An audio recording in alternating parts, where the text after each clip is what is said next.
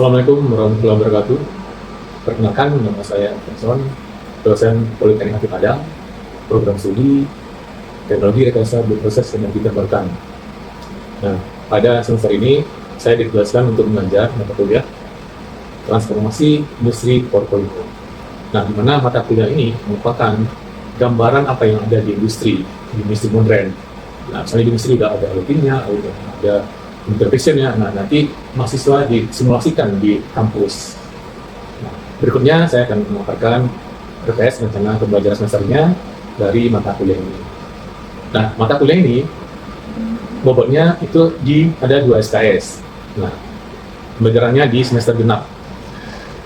Nah, untuk capaian pembelajarannya, yang pertama itu berkontribusi dalam meningkatkan mutu kehidupan bermasyarakat, berbangsa, bernegara, dan kemajuan peradaban Pancasila. Kemudian CPL keduanya mampu menggunakan teknologi informasi dalam konteks pengembangan keilmuan dan implementasi bidang keahlian.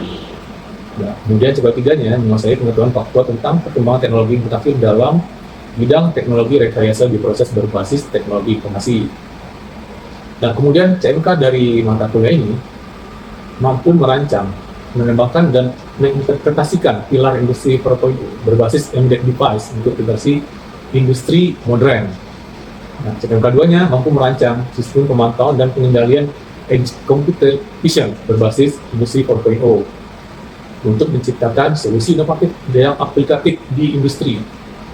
Nah, dari 2 CPMK ini dikembangkan menjadi 8 sub CPMK. Masing-masing CPMK ada 4 sub CPMK. Nah, sub CPMK pertama mampu menganalisis teknologi industri 4.0 pada situasi kasus industri. Kemudian sub CPMK kedua mampu menganalisis teknologi industri 4.0 untuk perancangan arsitektur sistem berbasis embedded device sesuai kebutuhan industri. Nah, kemudian CPMK ketiga, sub CPMK-nya mampu mengembangkan menggunakan microcontroller untuk aplikasi di industri. Nah, kemudian sub CPMK keempat mampu mengintegrasikan perangkat keras, firmware, dashboard monitoring secara fungsional di industri. Nah, kemudian sub CPMK kelima mampu merancang sistem komputer vision dan penerapannya di industri. Sub CPMK 6 mampu merancang dataset dan melatih model klasifikasi objek menggunakan platform Edge AI. Nah, kemudian sub CPMK ke-7 mampu merancang deployment model vision pada microcontroller dan menjalankan real-time interface. Sub CPMK ke-8 mampu merancang performa sistem vision berbasis parameter industri, durasi, latensi, dan reliability. Nah, deskripsi singkat dari mata kuliah ini membekali mahasiswa dengan kemampuan merancang dan implementasikan sistem berbasis Internet of Things (IoT) dan terintegrasi dengan teknologi komputer, yaitu computer vision, sebagai bagian dari penerapan industri 4.0. Pembelajaran dilakukan melalui pendekatan berbasis proyek dengan simulasi kasus industri, sehingga mahasiswa mampu menganalisis kebutuhan sistem, mengembangkan perangkat berbasis embedded, menginterpretasikan sistem dengan platform monitoring, serta mengevaluasi kinerja solusi yang dikembangkan secara profesional. Nah, kemudian bahan kajian, pokok pembelajaran materinya. Nah, bahan kajiannya yang pertama itu konsep dasar dan sejarah industri 4.0. Nah, kemudian arsitektur dan perancangan sistem Internet of Things (IoT). Nah, berikutnya sistem embedded dan microcontroller. Nah, bahan kajian keempatnya itu integrasi perangkat keras dan perangkat lunak, hardware dan firmware-nya. Nah, kemudian kelima, komunikasi data platform IoT. Nah, keenam, dasar computer vision dan untuk sistem industri. Bahan kajian ketujuhnya, pengembangan dan implementasi model Edge AI. Dan kedelapan, evaluasi, optimasi, dan dokumentasi sistem. Kemudian untuk referensi mata kuliah ini sudah berbasiskan SKKNI. Nah, SKKNI pertama itu Komputer-Sentrik Ketenagakerjaan Republik Indonesia nomor 300 tahun 2020 tentang penerapan standar potensi kerja nasional Indonesia, kategori informasi dan komunikasi, golongan pokok telekomunikasi bidang Internet of Things. Nah, kemudian yang kedua, Komputer-Sentrik Ketenagakerjaan Republik Indonesia nomor 211 tahun 2019 tentang penerapan standar kompetensi kerja nasional Indonesia, kategori industri pengolahan golongan pokok industri komputer, barang elektronik, dan optik, bidang elektronika, prototype, dan pemrograman. Nah, kemudian juga ada referensinya dari DF Robot. Kemudian ada Gigi Key Elektronik. Nah, kemudian juga ada referensinya dari tutorial Arduino. Nah, referensi ini juga diambil dari berbagai jurnal yang ada di Scopus. Nah, dalam ini ada 3 jurnal terindeks Scopus yang diambil dari IEEE. Nah, yang pertama yaitu Adaptable User Visit ini ML Anomaly Detection System for Extreme Industry Environment. Nah, kemudian jurnal keduanya juga dari IEEE, yaitu College Smart Classroom Attendance Management System Based of IoT. Nah, kemudian yang ketiga juga referensinya dari jurnal terindeks Scopus dari IEEE, Intelligent Secure Smart Locking System using Face Biometric. Nah, kemudian buat standar penilaiannya, nah kriteria penilaiannya yaitu terdiri dari 4 kriteria. Yang pertama itu ada tugas. Nah, tugas itu bobotnya 20%. Nah, tugas ini merupakan kumpulan gabung dari praktek atau simulasi-simulasi yang dilakukan oleh mahasiswa dari awal sampai akhir. Nah, kemudian ada project. Nah, project ini bobotnya 30%. Nah, project ini merupakan kombinasi dari simulasi-simulasi ini, di mana mahasiswa nanti membuat suatu project 4.0. Itu ada IoT-nya, ada computer vision-nya, nah juga ada AI-nya di sana. Nah, ini bobotnya 30%. Nah, makin bagus project-nya, berarti nilainya makin tinggi.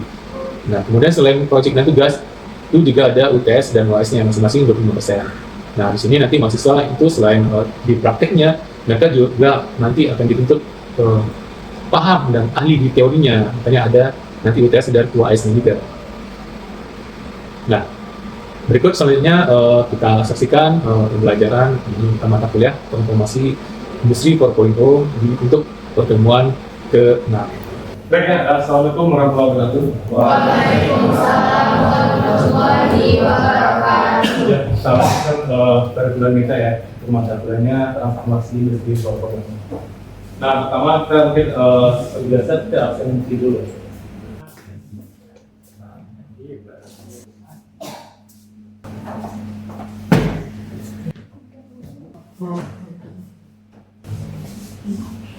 Nah, berarti kita sekarang lanjut ke ya.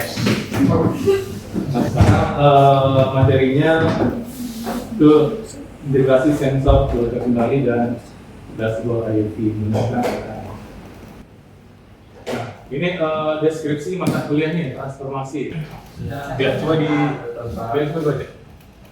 Deskripsi mata kuliah ini membekali mahasiswa dengan kemampuan merancang dan mengimplementasikan sistem berbasis Internet of Things atau IoT yang berintegrasi dengan teknologi komputer vision sebagai bagian dari penerapan Industri 4.0.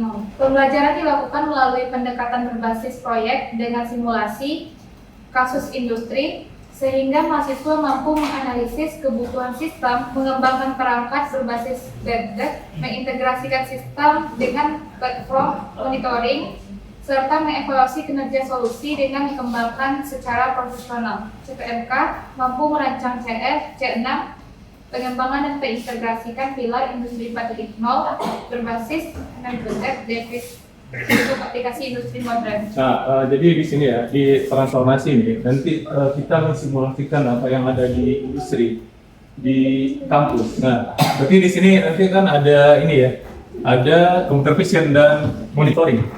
Nah, kita di industri misalnya, kalau di industri otomotif ya, nah kita misalnya ada mobil ya. Nah, mobil di industri mobil itu banyak ada ribuan komponen. Nah, misalnya kita bahkan ada komponen A. Nah, nanti komponen A dia diproduksi. Nah, dia kalau di masa lalu, ya di industri yang lama, dia ada misalnya di dalam file. Nah, nanti partnya yang diproduksi. Nah, dia di QC-nya akan diawasi oleh manusia. Kalau ada barang reject-nya, yang mendeteksi itu manusia. Nah, misalnya part ini rusak. Nah, berarti manusianya ngasih tahu, oh ini rusak, barang ini rusak. Berarti nggak bisa lanjut ke pasar. Cuma kita tahu ya, kalau manusia itu ada kelemahan. Misalnya paling sekitar 4 jam. Nah, nanti ada kelelahan. Nah, kalau ada kelelahan, nanti barang QC-nya nggak sempurna. Nanti kalau udah barang dilempar ke pasar, nah nanti banyak reject. Kalau reject berarti ada return. Kalau ada return berarti ada kerugian dari perusahaannya. Nah, di era sekarang monitoringnya itu ada namanya menggunakan computer vision atau juga nanti berbagai sensor. Nah, misalnya barangnya ini rusak, part ini rusak. Nah, maka ini robotik yang mendeteksinya. Dia kalau ada reject, nah berarti dia detector. Soalnya detector dari bel conveyor-nya. Berarti dia nggak QC, dia nggak lolos QC. Berarti nggak dilempar ke pasar. Nah, analogi seperti ini. Nah, nanti kita ini mensimulasikan di mata kuliah ini apa yang ada di industri. Nah, nanti kita pelajari di pertemuan ini. Oke ya, kita lanjut ya. Nah, sub CPNK-nya. Nah, ini mahasiswa mampu mengintegrasikan perangkat keras, firmware, dashboard, monitoring, serta fungsional di industri. Nah, kemudian ada tujuan pembelajarannya. Mahasiswa mampu mengintegrasikan hardware dan dashboard, serta mampu memanfaatkan AI untuk membuat program dan pemecahan masalah. Nah, misalnya kayak fungsional di industri. Nah, jadi ini artinya dia berfungsi sesuai dengan apa yang ada di industri, apa yang tujuannya. Misalnya ada oven ini di industri dia biasanya ada checkernya. Nah, nanti juga ada sensor suhunya. Nah, kemudian juga ada pengaturan suhunya supaya dia otomatis ya, otomatis. Misalnya dia set suhunya 400. Nah, dia nanti ada namanya PID-nya. Ya, programmable integral derivative. Nah, dia maksudnya dia menjaga suhunya misalnya dia di set point-nya misalnya 400. Nah, berarti dengan ada PID-nya, nah, dia akan stabil di 400 seperti ini. Seperti sini, paham ya? Nah, kemudian ada pemanfaatan AI. Nah, misalnya ada barang, ada suatu kita bikin project. Nah, kalau project ini kalau waktu yang lama belum ada AI. Nah, apa yang kita lakukan kalau ada error? Nah, pasti kita akan cari logbooknya atau cari dataset ya, datasetnya, manual booknya. Nah, kemudian kita cari lagi soal ada forum-forumnya. Nah, kalau ada error, kita nanti cek datasetnya, cek manual booknya. Soalnya manual booknya mungkin ada ratusan ya, ratusan halaman, ratusan lembar. Nah, ini akan makan waktu yang lama. Nah, dengan sekarang adanya AI, nah kita bisa menjadi teman partner ya, tempat diskusi. Nah, dengan AI berarti kita bisa ceritakan di promnya. Nanti project seperti apa, sensor digunakan apa. Nah, kemudian masalahnya apa. Nah, AI akan menganalisa, akan membantu kita. Tapi kita tetap menjadi captain-nya, kita yang ngaturnya. AI itu sebagai asisten kita. Nah, kemudian di penilaian, ini semuanya udah tahu ya. Ada nilai A, min, B, min, C. Nah, di sini nanti ada 4 penilaian. Nah, pertama itu seperti biasa, ada UTS, UAS, kemudian ada tugas dan proyek. Nah, di tugas ini, nah tugas itu nanti nilainya diambil dari simulasi proyek yang kita kerjakan. Nah, kita belajarnya by project. Nah, nanti kita bikin proyeknya, disimulasikan, nah itu jadi nilai tugas. Nah, kemudian ada proyek sebesar 30%. Nah, ini proyek ini per kelompok. Jadi masing-masing kelompok ya, yang tiap kuliah nanti bikin proyek. Nah, proyek ini ya 30% lebih tinggi dari UTS dan UAS nya. Nah, ini kita ibaratnya kesimpulan dari apa yang kita kerjakan, apa yang kita pelajari dari awal sampai akhir. Makin bagus proyeknya, nanti makin bagus nilainya. Oke, ini mindmapnya. Nah, di sini maksudnya kita memetakan.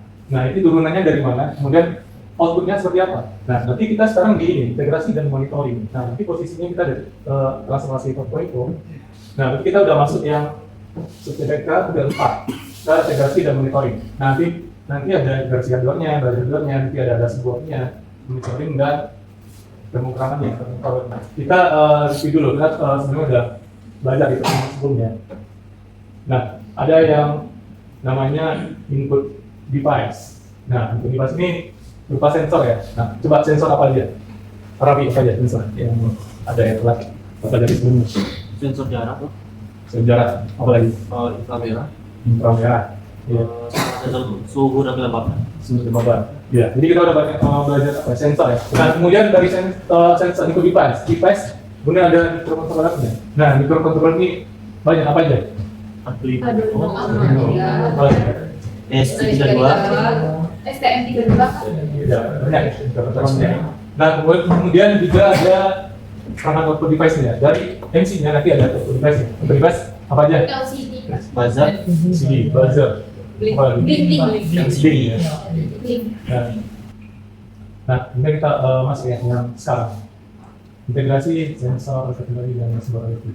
Nah, semuanya ada pernah jalan-jalan ke Pabrik. pabrik industri ya, Sudah. atau di Gusel kampung. Ya, Sudah. masih ada ya. Nah, kita kayak depo Pertamina seperti ini. Nah, ada yang tahu gimana cara menghitung bibit atau volumenya? Itu pakai sensor jarak atau sensor ketinggiannya. Ya, jadi seperti ini ya. Kalau ada tangki besar, jadi kita nggak perlu menghitung ya atau manual ya. Nah, kita umumnya bisa menggunakan sensor. Nah, salah satunya, nah kita sensor jarak ya. Nah, kita analogikan ini sebagai sebuah tabung besar ya. Nah, tabung besar. Nah, karena misalnya ada liquidnya, cairannya. Nah, kita akan mengetahui volume dari liquid yang ada di sini. Nah, caranya di sini kan ada ketinggian ya, nah, sensor di sini. Nah, berarti ketinggian dari jarak sensor ke liquidnya. Kemudian ada ketinggian dari liquidnya, dan kemudian ada ketinggian tabungnya. Nah, di sini untuk tabung kan apa tabung? Oke ya, kuadrat. T ya, atau H ya. Nah, berarti misalnya ini T, ini T1, ini T2. Nah, berarti ini T2 ya, tinggiannya T2. Nah, berarti T2 ini T dikurang T1. Ya. Nah, ini yang nanti kita masukkan ke codingnya. Nah, sehingga didapatkan volumenya karena dimensi dari ini dia fix, dia kan nggak berubah. Tingginya nggak berubah, kemudian R-nya nggak berubah. Nah, kemudian kita mengenal ada namanya set point. Nah, apa pentingnya set point? Ada Mbak, kenapa set point? Nah, misalnya di industri ya, misalnya kayak tadi di tank ini nggak ada set point. Nah, berarti dia nanti pompanya dia akan mengisi terus. Kalian ingat ya? Nah, dia akan mengisi terus. Nah, dia lama-lama kalau nggak ada set point yang kita tentukan, dia akan melimpah, mau berkeluar. Ya. Nah, jadi kalau ada set point, nanti bisa dikondisikan, misalnya dia berapa volumenya berapa metric ton misalnya, atau berapa ketinggiannya. Nah, misalnya ketinggiannya berapa meter dari sensor atau dari puncaknya. Nah, misalnya 1 meter. Nah, dari pintunya 1 meter. Nah, kalau udah 1 meter, dia ngasih perintah matikan pompa. Nah, berarti pompa di sini. Nah, pompanya dimatikan. Nah, otomatis dia mati, jadi enggak. Nah, nanti di mata kuliah ini kita simulasikan. Nah, misalnya kita objeknya 15 cm. Nah, nanti kalau 15 cm, nanti buzzernya on, dia akan bunyi. Nah, kalau dia lewat 15, nah buzzernya off. Kemudian ini, anatomi sistem IoT di industri. Nah, jadi di IoT itu ada 3 komponen utama. Nah, pertama dia ada input ya. Komponen input. Nah, kemudian ada MC-nya. Kemudian ada output-nya. Nah, input ini ya, seperti ini. Dia bisa berubah banyak sensor-sensor. Kayak tadi ada sensor tekanan, ada sensor jarak. Nah, kemudian MC-nya, kendalinya ini atau otaknya, microcontroller ya. Teman-temannya, ini misalnya ada Arduino misalnya. Ada STM32. Nah, kemudian di output-nya, nah, output-nya dia banyak ya. Misalnya ada LCD, ada buzzer, kemudian ada LED. Nah, juga nanti bisa ada ke cloud. Nah, salah satu platformnya nanti kita makanya Blink untuk kuliah. Nah, nanti di Blink-nya ya nanti bisa memantau secara real time. Nah, di sekarang kita nanti ada memakai sensor AC104 ini sebagai sensor jarak. Nah, di sini dia ada 4 pin, ada PCC-nya, ada reader, echo, dan ground-nya. Nah, kemudian ada LCD. Nah, LCD ini dia udah pakai ITC. Nah, nanti dia ada 4 pin ya. Ada SDA-nya, SDL, PC, dan ground-nya. Kemudian ada buzzer ada 2 pin ya. Plus kemudian ini atau ground-nya. Nah, kalau di sensor jarak, dia ada trigger. Nah, trigger itu yang buat memancar ini. Kemudian echo itu sebagai penerima. Nah, jadi selisih dari pancar dan dia terima kembali gelombang suara. Nah, kemudian dikonversi dengan rumus gelombang. Baik. Kemudian baru dia tahu berapa jarak. Nah, kita lanjut nih ya, integrasi sensor Arduino dan serial monitor. Nah, jadi di sini kita masang ini sensornya dengan Arduino 4. Nah, kemudian ditampilkan di serial monitor. Nah, sama seperti kemarin ya, berarti ada kita masang sensornya. Nanti di Arduino IDE-nya kita install sensor jaraknya. Nah, kemudian yang terukurnya nanti akan tampil di serial monitor berapa jarak. Nah, juga ada ini panduan ini ya, panduannya berarti ada posisinya ke 5 volt. Jadi posisi yang ada di sensornya nanti terhubung ke 5 volt yang ada di Arduino-nya. Kemudian ground-nya nanti terhubung ke ground juga. Nah, di sini intinya jangan sampai kebalik. Kalau kebalik nanti dia beda polaritas, bisa rusak sensornya. Nah, kemudian juga ada trigger tadi ya, trigger buat pengirim ya. Nah, itu nanti dia kita pasang ke pin 7. Kemudian echo-nya ke pin 8. Nah, kemudian integrasi sensor Arduino dan LCD. Nah, di sini bedanya. Ini lanjutan dari yang tadi ya. Di sini bedanya kita tambahkan LCD. Nah, kalau tadi cuma di serial monitor. Nah, sekarang sudah ada LCD. Nanti ibaratnya kayak ini ya. Ada interaksinya dengan manusia atau API ya. Interface. Berarti manusianya tahu dari informasinya. Nah, informasinya ada di LCD. Nah, kemudian integrasi ke clock. Nah, di R4 kita bisa di auto device-nya memakai platform cloud ya, cloud. Jadi dia terhubungnya nggak kabel, dia terhubungnya pakai cloud. Nah, nanti di cloud-nya, nanti akan kebaca misalnya di handphone atau di laptop. Dia akan tampil berapa suhunya. Atau di sini kalau kita jarak, dia akan tampil berapa tingginya, atau berapa jaraknya. Berapa tingginya tadi atau jarak. Sekarang kita mau bikin sebagai apa. Nah, kemudian ada set point-nya. Nah, nanti kita bikin set point-nya. Nah, di sini tadi kita bikin di bawah 10 ya. Nah, kemudian ada alarmnya. Alarm ini kita simulasikan yang tadi ya, atau pompa tadi. Nah, kalau sampai set point pompanya mati. Kalau di sini, kalau dia sampai set point, nanti alarmnya hidup. Nah, ini platform blink ya. Nah, di blink nanti bisa kita buka ya. Kita harus bikin template-nya. Template-nya misalnya kita template-nya untuk ukur ketinggian, tanda nama ukur ketinggian. Nah, kemudian ini ada template ya, ada template-nya. Kemudian ada adornya. Nah, sini kan kita pakai Arduino 4. Nah, berarti kita adornya pakai Arduino. Kemudian koneksinya apa? Koneksi ke perangkat apa? Nah, karena tempat dia ada WiFi ya. Nah, berarti koneksinya kita pakai WiFi. Nah, kemudian ada device name. Bunyinya kita pakai alat nanti kita pakai sensor jarak. Nah, di sini di Blink dia ngasih kodifikasi. Dia ada template ID, name ID dan autentikasi. Nah, fungsinya ini sebagai pembeda ya.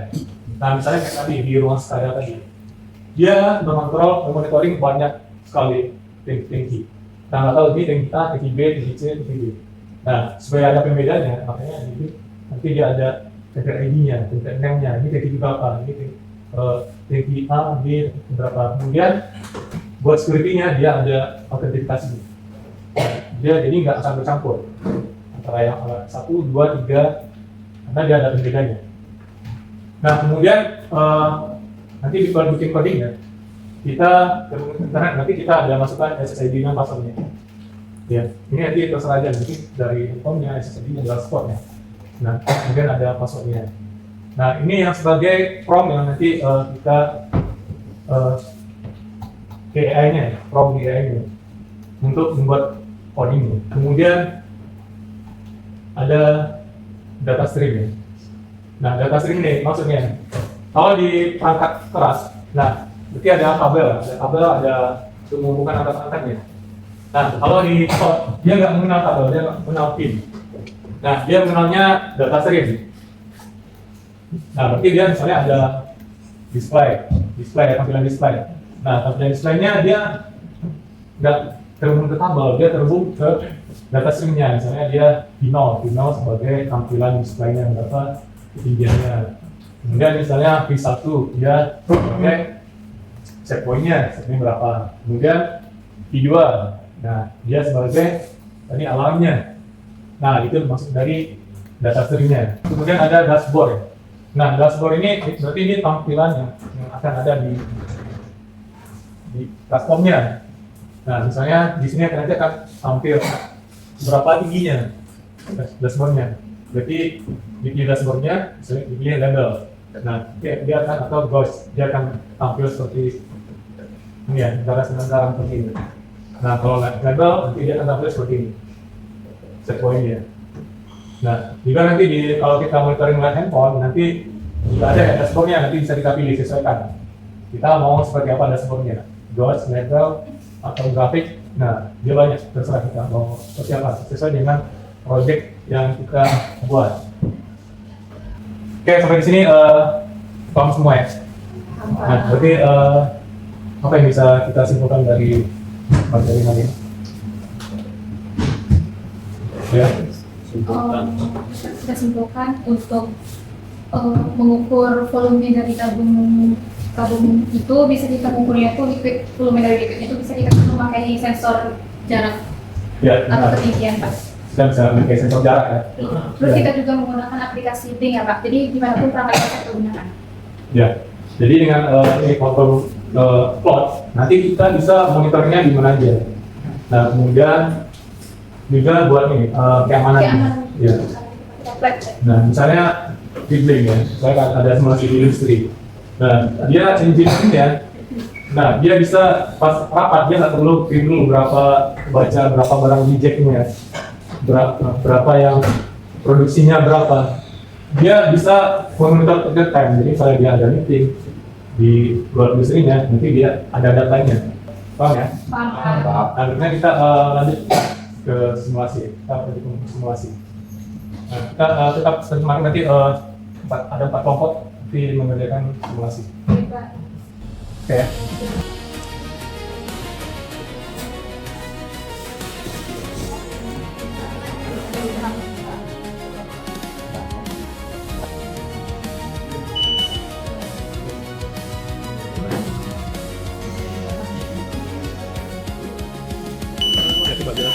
Di set point berapa? Dia hidup gimana? Jadi Pak kami menggunakan sensor jarak yang menggunakan set point 20 cm. Jadi kalau di bawah 20 cm dia bakal bunyi Pak, buzzernya gitu. Di tes.